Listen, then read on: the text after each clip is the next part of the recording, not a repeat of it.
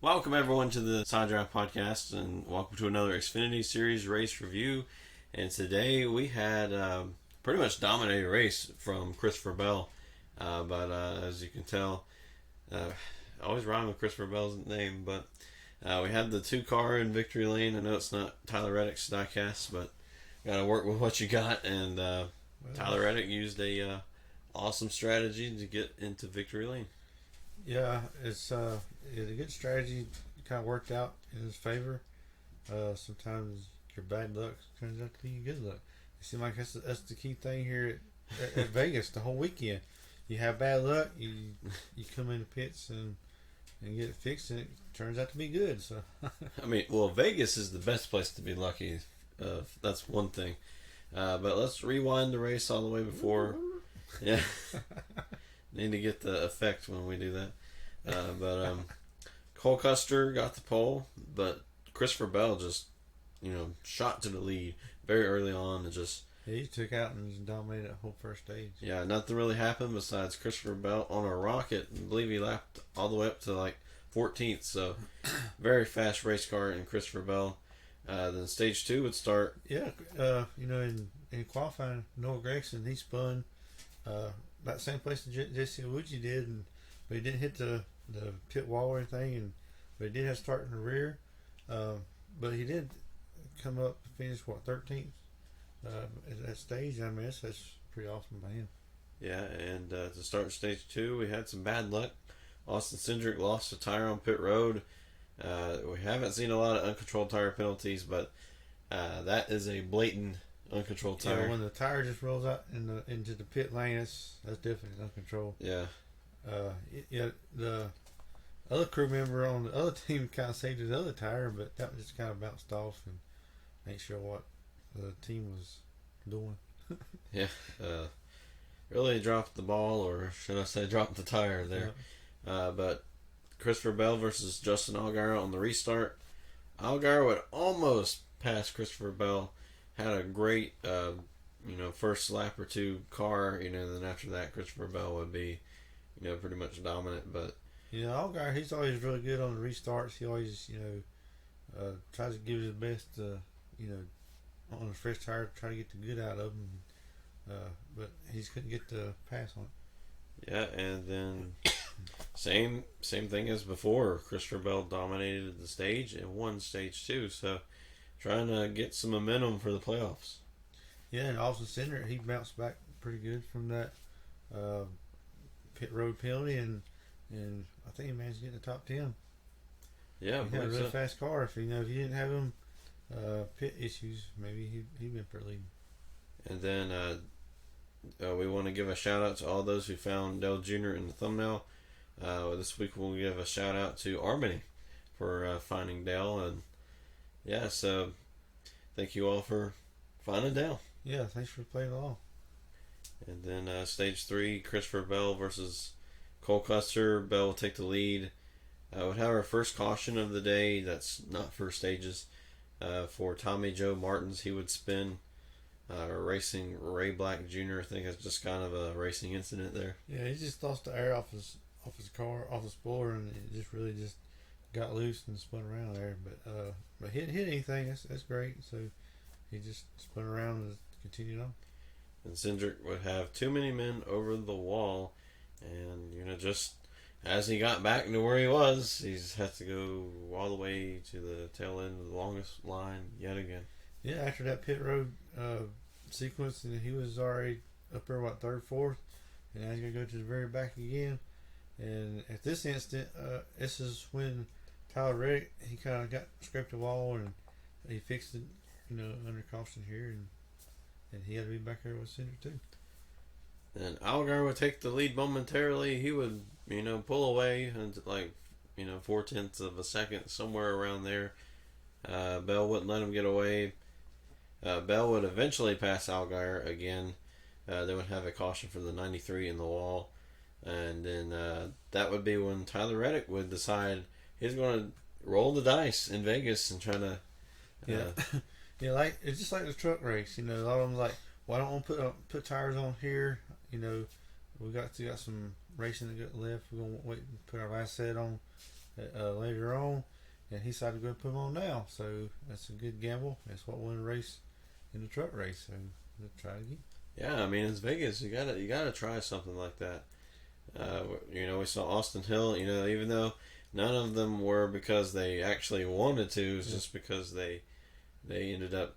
They had to accidentally, and then there's like, wow, we fell into a good position here, and I think they would have tried something like that anyway, but would have been cool if we could have saw a little bit more people try that. Yeah, and they already told Tyler Reddick that he already clinched the regular season playoff points, and so they just try to go for the win after that.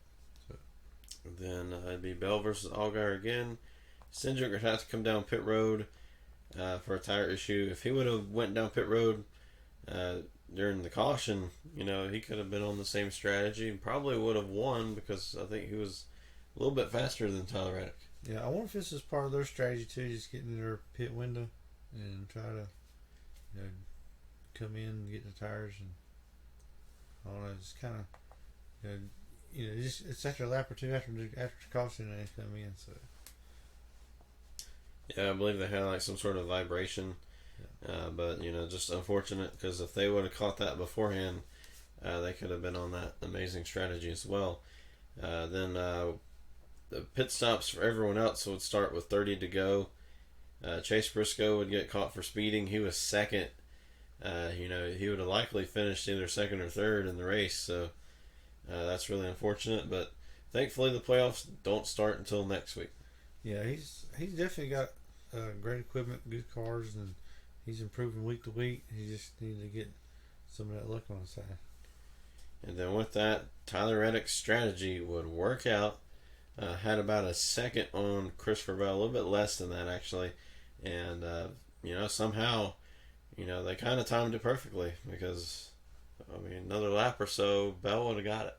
Yeah, because he was pretty much saving fuel, and he said his car started sputtering in the last couple of laps. So, and Bell was catching him a ton in the last couple of laps anyway. Yeah, so awesome strategy by that team. That's why they're the regular season champions. They are, probably the team with the most momentum right now. Of course, the Brickyard last week kind of impeded that a little bit, but they, went back on it this week and got another win. So the big three is still strong. Yep. And so now the playoffs have started. So do you think the big three is going to continue to dominate, or will there be, someone else that steps up like last year in the Cup Series with Joey Logano? I'm looking towards Justin Allgaier. He's been running real well. He just got to get the finishes, the wins. He's right there. He's right behind the big three, and I just want to see what he might do in the playoffs.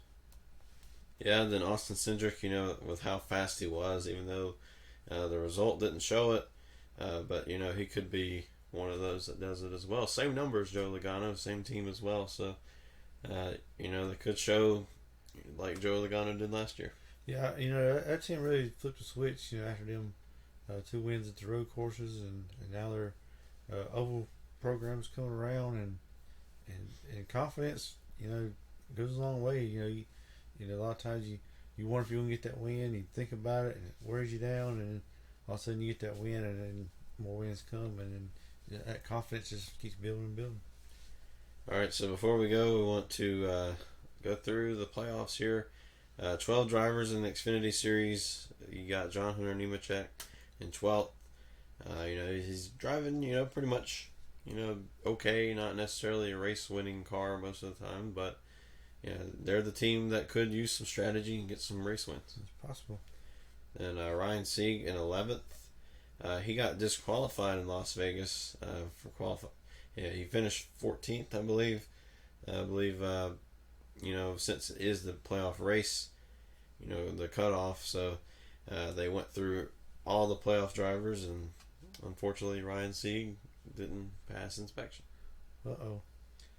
And then Justin Haley in 10th. That's a team that I think could get some race wins.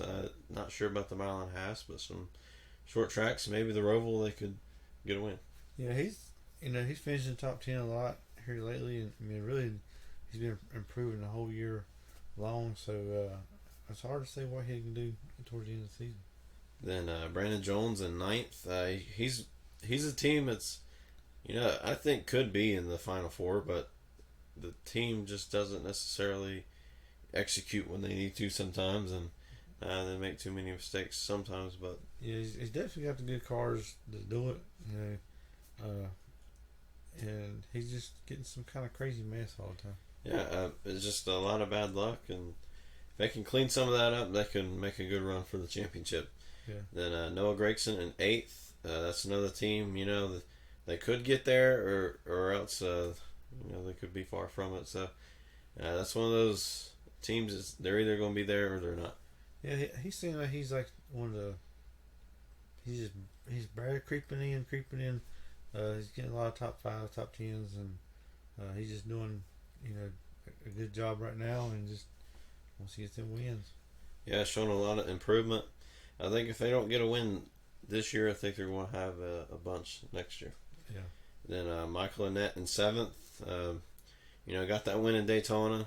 He's been pretty strong ever since. Not another win, but a lot of strong finishes. Okay.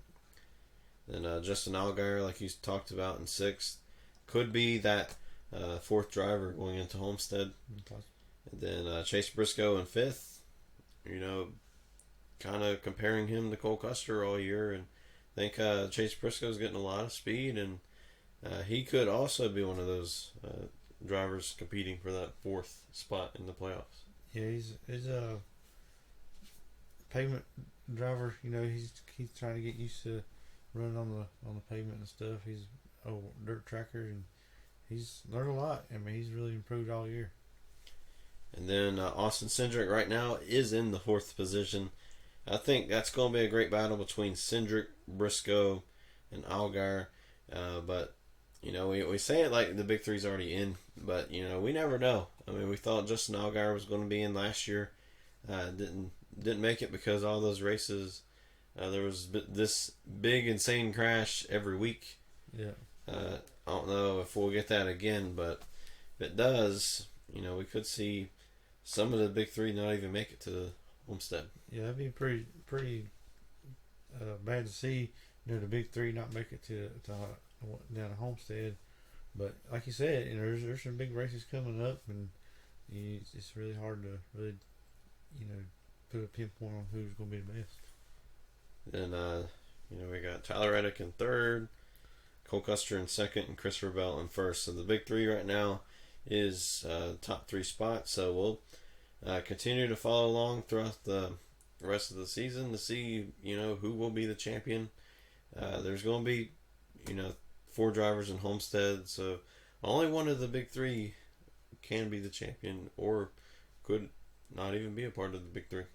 Yeah, and Tyler Reddick, he come last year, and if he makes it to the final 3 at at Homestead, that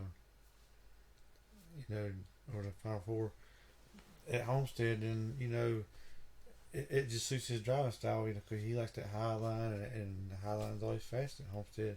I believe that's how he really won it last year. Yeah, then if Cole Custer brings a car like he did that one year where he just pretty much put on a clinic on everybody, he could be deadly at Homestead. Yeah. And then I'm kind of worried about Christopher Bell in terms of, if he can go to Homestead and perform, because last year he didn't do too well, but maybe with that speed at Las Vegas, maybe you can bring that to Homestead. Possibility. All right, so thank you for joining us today, and stay tuned for our Cup Series race review, which should be out tomorrow because it's a night race, and those are always, we never know if we're going to be able to record at like 12 o'clock at night, because we don't know if we end up falling asleep because it's so late, but we'll just have to see what time we get it out. Yeah, it's always tough. Yeah. All right, so thank you for joining us. Subscribe for more, and we'll see you for our Cup review. And we got episode 200 coming next week, so that's going to be a big celebration for us. Yep. All right, so we'll see you then.